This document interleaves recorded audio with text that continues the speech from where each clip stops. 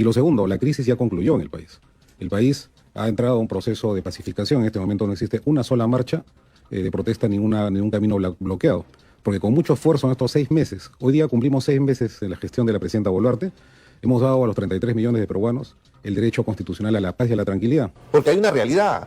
Hay hasta evidencias de casos de violaciones de derechos humanos. Entonces, objetivamente, tú no puedes tapar el sol con un dedo. Vive en un país de maravillas. Luego de las declaraciones del premier Alberto Otárola, quien le mintió a un medio español diciendo que la crisis en el Perú ya concluyó y entró en un proceso de pacificación en la que ya no hay ninguna marcha ni un bloqueo, el analista político Ángel Delgado y el excongresista Richard Arce criticaron su declaración sobre la conclusión de la crisis en el Perú y aseguraron que esta crisis no ha acabado porque aún hay muchos que consideran usurpadora a la genocida Dina Boluarte y le niegan la calidad de presidente legítimo. Además, afirmaron que carece de legitimidad por la poca credibilidad que genera el gobierno de Dina la asesina, y habría que ser muy ciegos para no entender que hay una situación de conflictividad, algo que es muy evidente, pues en Puno siguen organizándose y protestando contra este gobierno. Pero como el carnicero quiere tapar el sol con un dedo, no cae en cuenta que ese tipo de mensajes son provocaciones que incentivan a tomar medidas drásticas. A continuación, te mostramos el video.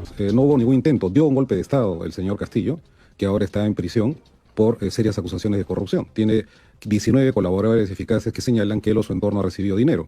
Y lo segundo, la crisis ya concluyó en el país. El país ha entrado a un proceso de pacificación. En este momento no existe una sola marcha de protesta, ningún camino bloqueado. Porque con mucho esfuerzo en estos 6 meses, hoy día cumplimos 6 meses en la gestión de la presidenta Boluarte, hemos dado a los 33 millones de peruanos el derecho constitucional a la paz y a la tranquilidad. Y estamos en ese proceso, gobernando con paz, con tranquilidad y habiendo superado un lamentable suceso en la historia reciente de nuestro país.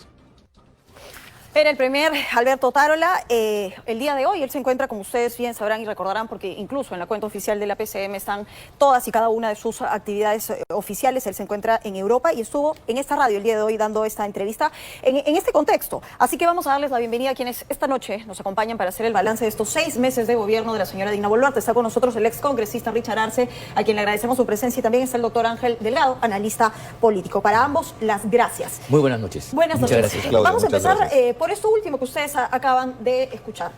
¿Ya concluyó la crisis de este gobierno, doctor Delgado? No, para nada. Yo creo que, vea, este es un gobierno que nace en un momento muy difícil, sin duda. Y entonces la primera pregunta que hay que hacer es si la asunción de Dina Boluarte fue legítima o no. Hay un sector de la ciudadanía que inclusive se ha manifestado violentamente, que niega, la considera usurpadora, y esto es inclusive replicado por algunos mandatarios de la región que le niegan la calidad de ser una presidenta legítima. Yo creo que eso hay que descartarlo de plano, porque de acuerdo a nuestras reglas constitucionales, ella siendo vicepresidenta, elegida con Pedro Castillo, de acuerdo a la norma, le tocaba asumir la primera magistratura ante cualquier defección del jefe de Estado. Eso se ha producido, y entonces la señora Boluarte, así no nos guste, es la presidencia legítima del Perú. Sin embargo, ¿no? Ella creo que acusa un déficit de legitimidad, no por el origen, que repito es impecable, sino porque ella fue parte del gobierno de Pedro Castillo durante casi el 95% de su gestión. Creo que solamente unos meses se separó, dejó de ser ministra de Estado y su vicepresidenta, nunca manifestó estar en contra, avaló todas las políticas, y por otro lado se pensaba que su gobierno iba a ser un régimen de transición, es decir, preparar las condiciones para que luego de una debacle democrática que había existido con Pedro Castillo, ve usted, el pueblo peruano tenga oportunidad en las urnas de elegir un nuevo gobierno y un nuevo parlamento en un tiempo breve. Eso lamentablemente no se ha producido, y ahora todo apunta a que la voluntad ya no es un régimen de transición, sino uno que dure normalmente hasta mediados del año 2026, cosa que a mí me parece una extravagancia vista la actual condición, porque la precariedad del gobierno de la señora Boluarte está manifiesto, es algo visto, que vamos a poder conversar ya en algunos aspectos concretos. Sí, lo hemos hablado en otras oportunidades, señor Arce, pero ¿está de acuerdo con lo que acaba de decir el doctor Delgado respecto de la legitimidad de este gobierno? Para usted, ¿la legitimidad de este gobierno no se logra por no haber convocado las elecciones, al adelanto de elecciones? Es un factor, pero la legitimidad es directamente proporcional a la credibilidad que genera un gobierno. Sí. En las últimas encuestas, ha salido el fin de semana, bordean el 90%. Entonces, habría que ser muy ciego para no darse cuenta o tratar de tapar el sol con un dedo para que nos puedan entender los televidentes, para no entender que hay una situación de conflictividad. Mira, yo quisiera hacer una precisión. Permítame cerrar la idea. En consecuencia, hemos escuchado al premier, la conflictividad sigue. Lo hemos visto en Puno la semana pasada, se han estado manifestando, están organizándose. Ojo, lo que no está racionalizando el premier Otárola y tal vez el gobierno es que este tipo de mensajes son más bien provocaciones. Incentivan a sectores radicales para que puedan tomar medidas drásticas como la que se dio en esta circunstancia de la conflictividad social que nos ha llevado a tener a decenas de familias enlutadas, sobre todo en el sur del Perú. Y hay un tema muy sensible asociado a eso.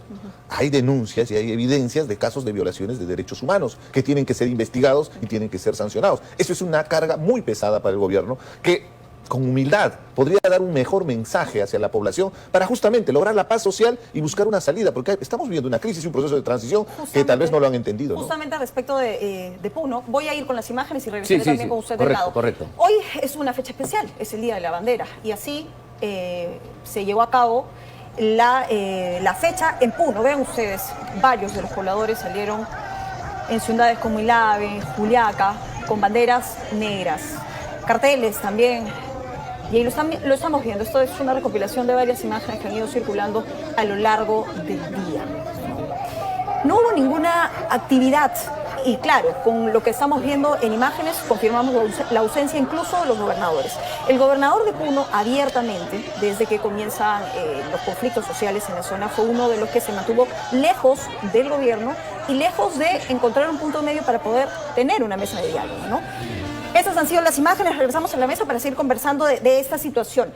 ¿Algo quería decir? No, sí, yo creo coincidir. En realidad, mira, ella tiene legitimidad de origen, pero hay otra legitimidad que se llama de ejercicio. En este campo tiene un déficit. ¿Por qué? Porque tiene un rechazo, no solamente por la respuesta que dio a la violencia subversiva que hubo en el sur, sino por la incapacidad que está manifestando y la precariedad frente a los distintos problemas del país. Entonces hay que distinguir su legitimidad de origen. Ella es la presidenta de la República, pero efectivamente no tiene una legitimidad de ejercicio suficiente. Y por eso era imprescindible que se acortara el cronograma electoral para poder resolver. Entonces su gobierno era un gobierno de transición que preparaba las condiciones, se llamaba a elecciones y se le daba un nuevo impulso a la democracia eligiendo nuevas autoridades gubernamentales y parlamentarias. Eso es lo que no se está haciendo y el gobierno insiste en mantener una normalidad. Ahí sí actúa como un avestruz con la cabeza bajo el suelo y no ve lo que está pasando alrededor. No solamente por el tema de las imputaciones que se le hacen por las muertes, ese es un aspecto, sino por la debilidad de dar respuesta. Como el dengue se está convirtiendo en una nueva pandemia y eso ya empieza a preocupar a muchas personas y el tema de los damnificados está sin solución, hay la amenaza del niño y en general es un gobierno precario, es un gobierno frágil. Y eso creo yo Solo tengo una pregunta respecto de lo que usted acaba de decir, de lo que ocurrió entre diciembre y enero. ¿Usted sí cree que alguien tiene que asumir responsabilidad política por las muertes? Tiene que hacerse una investigación y el gobierno tiene que tener una posición clara al respecto. No es tirarle la pelota a la policía como ya la señora Boluarte lo ha hecho en varias oportunidades. O sea, esa explicación es insuficiente. Mira, ella afrontó un acto violentista, eso no hay que desconocerlo tampoco. No es que la policía fue a matar porque ella dio una orden, liquiden a tales por ser aymaras o quechas, eso tampoco pasó. Esa es una leyenda negra que hay que descartar. Pero sí es cierto de que en la ejecución de una medida legítima del Estado democrático pueden haberse cometido excesos y entonces eso requiere del propio gobierno una explicación que tranquilice. Puede haber habido excesos, efectivamente, pero también hay que reconocer que la situación que afrontó este gobierno fue de una sonada con brotes terroristas, incluso porque eso de quemar aeropuertos y atacar comisarías son actos que están tipificados en el derecho internacional como actos terroristas, ¿no? Claro, esos pero actos no generalizarlos. No, esos actos. Ok. Bien, quiero sí preguntárselo, ¿no? Porque ¿cómo se gobierna con 6 meses después con el mismo discurso? Porque ella no sale de la victimización de lo que ocurrió el 7 de diciembre. Y bien usted ha señalado, tenemos varios pendientes. El dengue, por mencionar solo uno. ¿Va a sobrevivir el gobierno de Dina Boluarte al 2026 con la misma estrategia? Hay una lectura de la clase política y el Congreso lo reafirma permanentemente con una actitud prepotente y hasta soberbia. Creen que van a llegar al 2026. Evidentemente es lo que corresponde como periodo de gobierno. La situación es distinta. Ahí yo podría llamar hasta algunas negligencias en este gobierno respecto a la gestión de los problemas que ha confrontado. Los embates de la naturaleza nos ha demostrado y nos ha desnudado que no tenemos una capacidad de atención del riesgo que siempre estamos expuestos, en este caso al fenómeno del Niño, y no tenemos una respuesta inmediata para poder asistir e inclusive planificar y prever, ¿no? Lo del dengue es una epidemia que en realidad nos ha sobrepasado, que normalmente el dengue está presente, es una realidad. Pero lo lamentable es que esto se ha extrapolado por la incapacidad. Pero también hay otros temas, como el plano económico. Esta semana, es de público conocimiento, ya el Congo está con mejor producción de cobre que el Perú. Y eso está asociado directamente a los conflictos sociales. Y los conflictos sociales ha hecho que no se haya tenido la posibilidad de producir en lo que estaba programado y proyectado. No hay inversiones en el país. Entonces, si el tema económico no está bien saneado, tienes problemas de la naturaleza, encima tienes problemas sociales, creo que está preparado el cóctel para que se arme una situación compleja. Por eso debería haber mucha humildad de parte del gobierno, más bien, en los mensajes. Hemos perdido hasta en el tema de relaciones exteriores. Sí. La narrativa nos han ganado, en este caso el presidente de Colombia, el presidente de México, respecto a lo que ha sucedido el 7 de diciembre, que ha sido un golpe de Estado, ¿no? Hablemos claro y objetivo también. No puede ser trillada, ¿no? De las crisis oportunidades. ¿Qué oportunidad ha perdido este gobierno por desarmar esa narrativa? Bueno, el gobierno ha hecho poco o casi nada para poder enfrentar una situación sin duda compleja, pero eso revela fundamentalmente su naturaleza pequeña y su incapacidad intrínseca. Eso es lo que ella no termina de entender. Ella cree que, en fin, está siguiendo una suerte de normalidad que solamente existe en su cabeza. ¿Para usted gobierna el señor Otárola? No, lo gobiernan los dos, pues, o sea, él gobierna con el consentimiento de ella. Y finalmente el presidente podrá tener las iniciativas políticas como le corresponde, pero siempre el presidente de la República es el jefe de gobierno de acuerdo a la Constitución. El problema está que no se asume la responsabilidad y se vive una ilusión.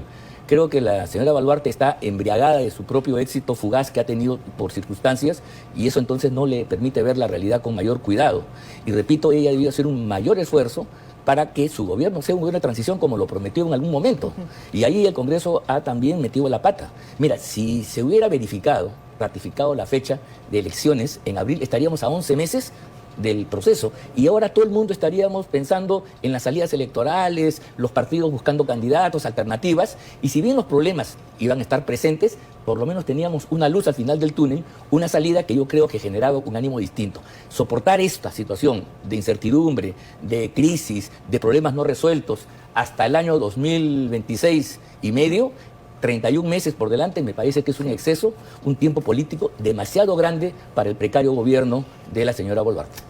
Abríamos el programa, señor Arce, con este extracto, parte de esta entrevista, subestimando lo que podría ser y lo que se anuncia, ¿no?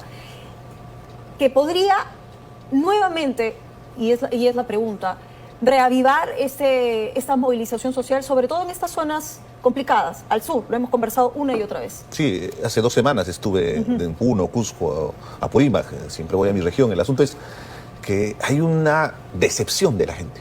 La gente está cansada de la clase política. Para mí estamos viviendo una seria crisis de representación política.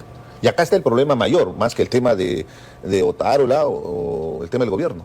Es una especie de pacto implícito que existe en el Congreso de la República. El que está gobernando acá en el país es el Congreso de la República. Pero es un Congreso donde se han empoderado los extremos, tanto la extrema derecha como la extrema izquierda. Y están yéndose como lo que acabas de mencionar en el reportaje.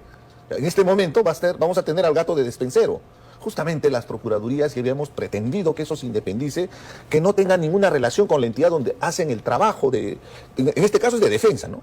Pero definitivamente tiene que haber cierta independencia, porque al final vamos a tener una especie de complicidad.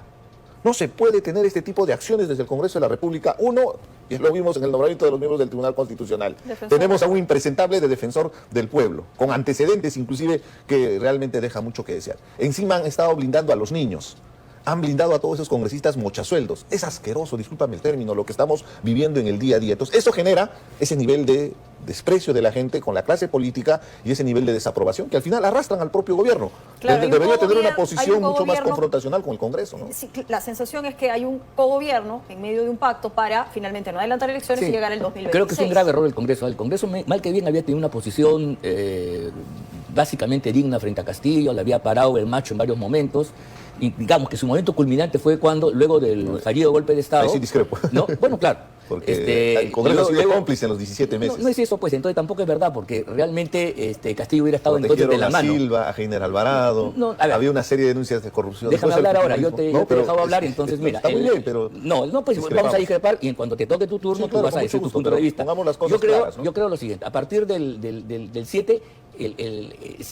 a pesar de que llega a su momento culminante, pues repito, vacan a Castillo luego del golpe de Estado fallido, mira, lo que tenían que hacer de inmediato era fijar una fecha para el adelanto de elecciones, tal como se había prometido, no a partir de la violencia del sur, sino de un sentimiento ciudadano que la democracia había tenido una decrepitud muy fuerte durante el periodo de año y medio de Castillo. Había una conciencia de eso, y entonces había que relanzar el proceso democrático con nuevas elecciones. Y eso es ahí es donde creo que es la falla fundamental. Y eso es lo que hace entrar en trompo a toda la clase política, porque no le da norte al país.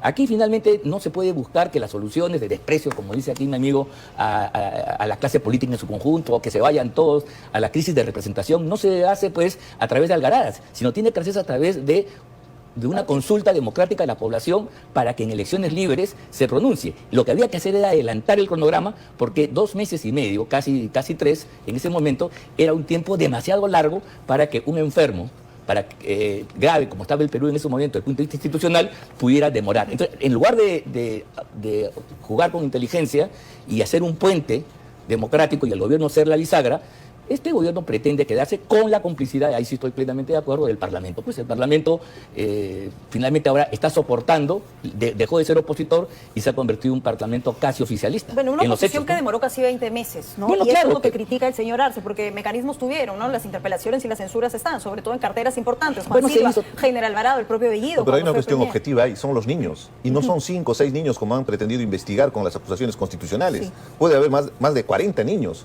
Ahí estuvieron traficando con la ley de presupuestos y entramos realmente a sacudir qué pasó en esa comisión de presupuesto, viendo lo que hacía Pedro Castillo con el ministro con este General Alvarado, con este Juan Silva, para poder canalizar inclusive proyectos para su provincia, para su distrito de Anguía. Evidentemente hay unas componendas y hay unos chanchullos de corrupción que ahí tiene complicidad y que sigue blindándose desde el Congreso de la República. Yo quiero analizar también con ustedes el escenario internacional, porque hay una palabra que resuena respecto de los hechos, sobre todo en Colombia, ¿no? Gustavo Petro usa la narrativa de Castillo para intentar zafar de un momento bastante complicado en el que se encuentra. Él dice, en Colombia no va a pasar lo de Castillo, ¿no? Y ha acusado a su oposición de haberle dado un golpe blando. Vamos a escuchar.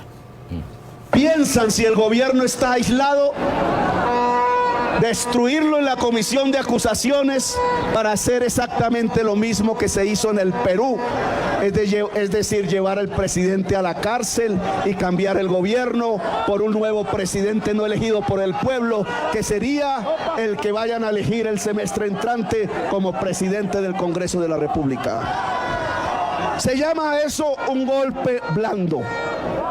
Es un golpe de Estado, es un golpe contra la voluntad popular. Pedro Castillo estaba solo. Aquí les decimos a quienes están impulsando esa estrategia, Petro no está solo. Aquí no va a pasar lo de Pedro Castillo. Esta manifestación lo notifica. Si se atreven a destruir la democracia, el pueblo construirá la democracia en Colombia. Coinciden en que Gustavo Petro usa la falsa reivindicación como estrategia victimizadora frente a este momento tan complicado. Claro que sí. Mira, su premisa es que a Castillo le dieron un golpe de Estado. Omite completamente que el primer paso lo dio él, aparte que su gobierno era no solamente incapaz, sino manifiestamente corrupto. En eso creo que estamos todos de acuerdo. Entonces, si Petro quiere compararse, está mirando un espejo al revés. Y yo creo que es una muy mala copia buscar un apoyo en lo que ha sucedido con Pedro Castillo. Quizás como se siente acosado y con problemas por actos de corrupción que le han sido descubiertos recientemente, inclusive está enfrentado a la Fiscalía, manifiestamente hay un choque de poderes muy fuerte, él está usando esta figura, pero esta figura es equívoca profundamente. Castillo no fue depuesto por un golpe de Estado del Congreso bajo ningún concepto. Incluso el informe de la Comisión Interamericana, que es contra el Perú en muchos aspectos, reconoce este aspecto, que Castillo dio un golpe de Estado y en consecuencia se le aplicó la sanción que correspondía de acuerdo a lo que decía la Carta Constitucional. ¿Qué busca Petro más allá de victimizarse, señor Arce? ¿Apoyo en algún bloque de Latinoamérica?